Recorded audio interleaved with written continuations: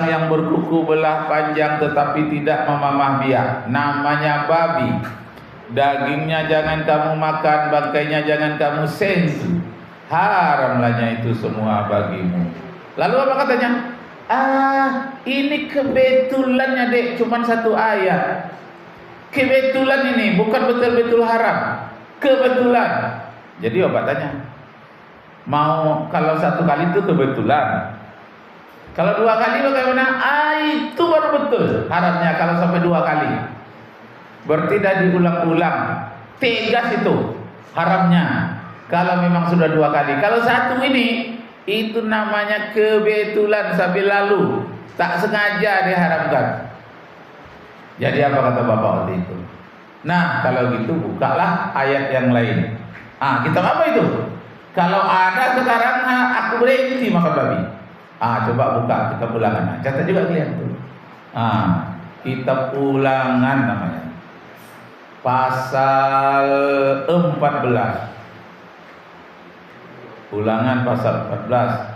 Ayatnya ayat 7 dan 8 juga. Bunyinya sama. Inilah binatang yang tidak boleh kamu makan, yaitu binatang yang berkuku belah panjang tetapi tidak memamah biak, namanya babi. Dagingnya janganlah kamu makan, bangkainya janganlah kamu sentuh. Haramlahnya itu semua bagimu. Nah, ada dua ini. Jangan kau makan babi lagi. Pucat dia. Tapi katanya, menghadap dia ke bapak memandang ke yang lain, karena dia dah tersinggung. Wajahnya sudah pucat, mandang dia ke bapak pandang lagi ke yang lain. Supir tadi bertambah ketawanya, karena ada dua kali. Terbahak-bahak dia. Kok terbahak? Iya, ketawa terbahak ya. Menggila-gila katanya. Kok haram katanya, kata juga. Tambah tersinggung dia, nanti kalau bapak jawab tambah erosi dia. Jangan-jangan dia ngamuk. Jadi ketika dia memandang ke bapak pandang ke yang lain, pura-pura tak dengar saja. Kenapa? Karena dia sudah emosi. Nah, jadi rupanya banyak ayat di dalam Taurat dan Injil yang mengharamkan babi. Nah, catat sekali lagi, Kitab Perjanjian Baru. Catat ya. Gak apa-apa yang sekali-sekali ya. Kitab Perjanjian Baru Injil Markus pasal 5 ayat 13 menyatakan babi adalah satu-satunya binatang di dunia. Babi adalah satu-satunya binatang di dunia yang paling mudah dimasuki oleh roh-roh jahat. Paling mudah dimasuki roh-roh jahat. Bapak ceritakan dulu ya, gini. Pada suatu hari, enggak saja terjadi dengar aja. Ambil intisarinya enggak apa-apa. Pada suatu hari ada orang gila, diobat oleh banyak-banyak dukun tidak mempan. Lalu dipanggillah Nabi Isa. Yesus katanya, obatilah saudaraku yang kesurupan oleh roh-roh jahat. Nampak nongging dia, kakinya ke atas, kepala ke bawah, kadang-kadang miring, kadang-kadang menghantuk-hantukkan kepalanya, melompat-lompat. Payah itu keluarganya mengikatnya tidak bisa, kuat sekali. Datang Nabi Isa, mulai dia tenang. Ketika dia tenang itu, kata Nabi Isa, dalam tubuhmu terdapat 2000 roh jahat. Lalu kata Nabi Isa, 2000 roh jahat, engkau harus keluar dari tubuh orang ini. Kalau dalam bahasa Arabnya ukhruj atau ukhruju, karena dia banyak. Ukhruju, keluarlah kamu. Kata roh-roh jahat itu, kami tidak akan keluar kecuali mau dipindahkan ke alam tubuh babi. Nah, waktu itu di dekat danau Babylon, kebetulan ada 2000 ekor babi sedang cari makan.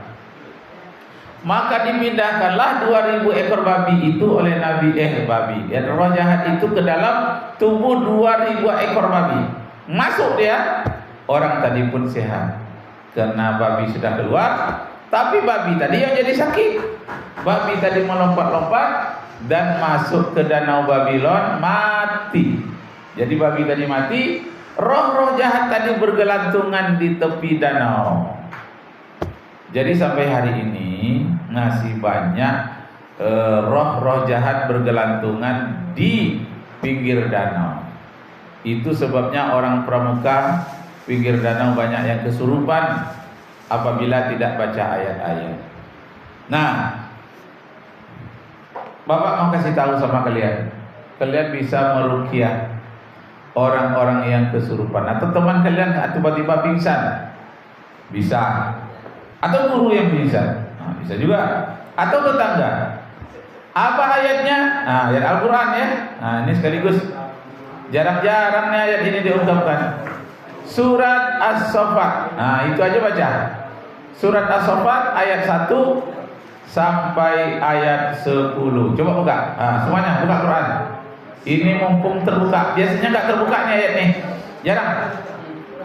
Entah mengapa dengan kalian hari ini terbuka ayatnya itu.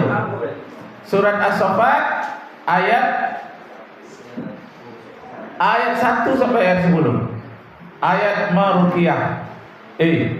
Kalau nanti Dajjal betul-betul turun, kalian bacakan ayat ini, Dajjal akan lari, takut dengan ayat ini.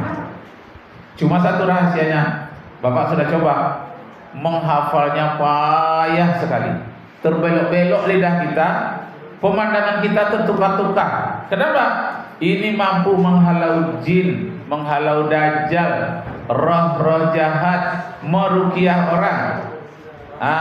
Ini surat As-Saffat ayat 1 sampai ayat 10. Ketemu? Tolong kasih, tolong bacakan Ustaz. Ini ikutkan Ustaz. Ustaz ini ya. Yang kuat Ustaz. Ayat 1 sampai 10. Ini ayat ruqyah. Modal bagi kalian. Mana tahu kalian menjadi ayah, menjadi mama, jadi keponakan, gunakan ini untuk orang kampung kalian. Silakan Ustaz. Bismillah. Ikut semuanya, buka. A'udzu billahi minasy syaithanir rajim. Bismillahirrahmanirrahim. Was-saffati saffa, faz-zaniyati zajra, fat-taliyati dhikra.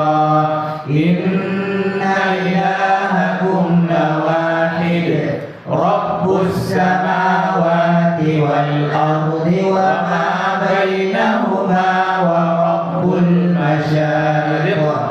Inna zayyana as-samaa ad-dunya bi zinatil kawakib wa hifzan min kulli syaitanin marid.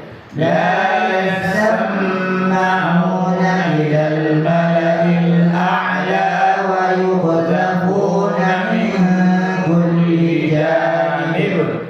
Du'u wa lahum 'adabun wasib. Illa man khatafa al-khatfata fa'atba'ahu shihabun thaqib. Shadaqallahul azim. 10 ayat ya. Ini jarang didapati orang-orang lain ya. Tak kenapa hari ini terbuka. 2 angkatan yang lalu tak terbuka oleh Ustaz ayat ini. Tanya Ustaz yang mendampingi. Sekarang dengan kalian kok terbuka, keluar inspirasinya. Tolong dihafal ya. Boleh dijadikan ayat sholat. Inilah intisari orang ayat untuk ruqyah. Ini membakar setan, membakar jin, membakar roh halus. Kenapa ayat ini terbuka tadi oleh Bapak? karena kita bercerita tentang Nabi Isa meruqyah seorang yang gila yang dalam tubuhnya ada 2000 roh jahat yang akhirnya dipindahkan ke tubuh 2000 ekor babi, dan babi tadi dihalau ke dalam danau Babylon dan mati, tapi roh jahat itu bergelantungan di pinggir-pinggir danau. Karena itu kalau kalian nanti berkemah di pinggir danau atau tempat-tempat angker, entah pohon, entah batu yang banyak jin, bacalah ini ya. Ini satu lagi kisah bapak sendiri ya. Ada teman bapak inisialnya T pergi ke Gunung Ranai, Pulau 7, Gunung Ranai, dalam rangka tugas kantor mencari data di daerah-daerah itu tentang pendidikan. Jadi pergilah dia dekat masjid Ranai, dekat Gunung Ranai itu. Kemudian di sebelahnya lagi ada hutan larangan, batu-batu besar, ada air mengalir di bawah, indah sekali, bunga-bunga banyak. Karena cantiknya, pergilah teman bapak tadi itu di dekat batu-batu itu, di langkahnya air-air, bunga cantik.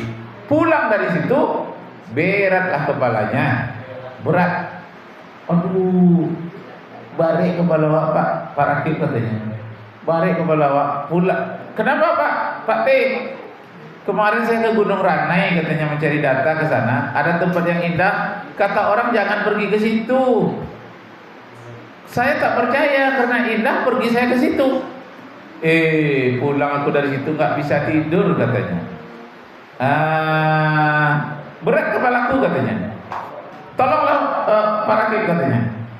Bagaimana saya menolongnya? Apa yang dapatlah pokoknya. Berat kali kepalaku ini katanya. Coba tundukkan kepalanya kata bapak. Tundukkan kepalanya. Picingkan mata. Picingkan mata. Ini lidah.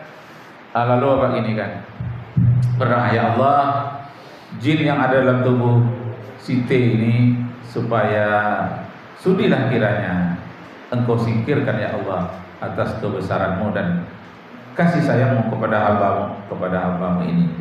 Sama aja ini ayat yang macam Wasafati safa fazajirati zajra fattaliyati dzikra inna ilahakum lawahid. Sampai ujung ayat. Nah, lalu dia minta ngantuk, dia minta pulang, lapor ke kantor, ke Pak Kepala. Teman bapak sekantor, Pak, ya, kepala saya berat sekali, tadi sudah diobati sama Pak Rakib, mengantuk aku rasanya, aku mau pulang. Mohonlah hari ini aku permisi. Oh, enggak apa-apalah kalau memang itu mau tidur di rumah, silakan. Saya bisa maklum kamu baru pulang katanya dari Ranai, Gunung Ranai. Pulang deh. Kami pukul 3 baru pulang. Pukul 4. Dia jam 9 dah pulang. Nah, nelpon dia. Kira-kira jam 4 sudah asar, nelpon dia. Assalamualaikum Pak Rakib katanya. Waalaikumsalam. Siapa ini? Pak T katanya. Oh ya, yang tadi ya, bagaimana? Aduh, ringan bana kepelawak rasanya Ustaz. Pak Rakib, ringan bana karena dia orang barat bagian Sumatera. Ringan bana rasanya kepelawak. Terima kasih Pak Rakib, terima kasih. Iyalah, sama-sama Pak T. Nah, tersebarlah berita itu karena dia sehat, itu tersebar ke seluruh kantor sampai ke Pak Kepala. Akhirnya Pak Kepala pun minta digitukan oleh kepalanya. Kepala saya sedang berat. Banyaklah kawan-kawan. Apa kata orang itu Rakib Jamal itu dukun tuh katanya. Bisik-bisik. Jadi saya jawab, bukan, saya bukan dukun, saya baca ayat Quran. Kebetulan dengan dia ini sesuai. Iya sesuai Pak. Nah, semenjak itulah Ustaz Bapak dicari orang. Tapi di masjid-masjid, dari orang-orang tanpa iklan dicari. Itu apa? Untuk orang kesurupan, untuk orang yang kepalanya berat, sakit kepala nggak sembuh-sembuh, sakit gigi nggak sembuh-sembuh, atau orang kena penyakit gatal-gatal yang nggak sembuh-sembuh, bawa sama bapak. Kalau ada di sini Boleh nanti sudah acara ini. Tolong ya. Tidak bayar. Gratis. Kalau nanti bayar sama bapak, malah nggak mempan. Tapi mau sedekah juga, Pak. Kalau mau sedekah, dekat sama anak yatim nanti ke masjid. Jangan kasih sama bapak, karena bapak ada banyak duit. Bapaknya orang kaya, ini lebih kaya lagi. Maka bisa kemari ya. Pertama ada pensiun misalnya. Jadi bapak ada pensiun dan pensiun. Jadi banyak waktu lah ya, bukan banyak duit. Belum sedia yang banyak duit. Aguan yang banyak duit ya. Aguan atau Jokowi banyak juga duitnya. Kalau kami tidak sedang saja. Yang disebut Bapak sebut tadi banyak duit itu berkahnya banyak. Insyaallah ya. Ingat. Mau nggak kalian nanti menghafalnya setelah sampai di rumah? Nah kalau mau, artinya apa ijazahkan hari ini diijazahkan, diijazahkan artinya direlakan. Mau menghafalnya nanti? Nah, jadi kalau di sini kan banyak hafalan yang lain ya sampai di rumah. Surat apa? Surat As-Saffat ayat 1 sampai 10. Mau menghafalnya? Nah, nanti kalau pemilih kalian kena, kalian buat Bapak ijazahkan pada hari ini. Ajaztu ijazahtu ilaikum. Apa jawabnya? Qabiltu jawabnya. Aku terima. Lebih biasa saja. Itu namanya kalau dijazahkan qabiltu aku terima. Coba jawab. Qabiltu. Insyaallah ya. Mudah-mudahan berkah. Ya, good. Jangan lupa itu. Nah, ini kajian bagian dari ilmu perbandingan agama yang tersebut tentang roh. Nah, dalam perkenalan kan selalu Bapak memperkenalkan diri, nama M Rakib nama Bapak ya. M-nya itu malaikat. Rakib itu 5 huruf, RAKIB, rajin, aktif, kreatif, insyaallah berhasil. Sudah tuh ujungnya ada Jamari, Jawa, Minang, Aceh, Riau, Indonesia. Di ujungnya lagi ada SH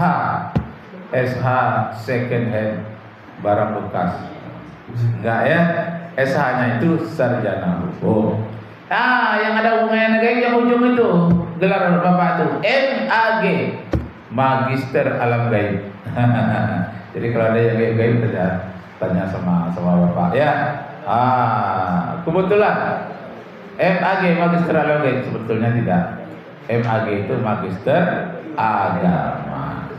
Cuma orang mempelesetkannya untuk bikin lucu-lucu, dibuatnya Magister Alam Gaib supaya orang ketawa. Benar enggak ya? Nah, tapi yang tadi itu serius tuh. Ayat Al-Quran ini serius. Demi Allah, serius, sudah dijawab. Itu gak bisa main-main itu. Ya, dihafal. Itu betul-betul serius, tidak main-main. Bisa menghafalnya nanti? Mau menghafalnya? Alhamdulillah.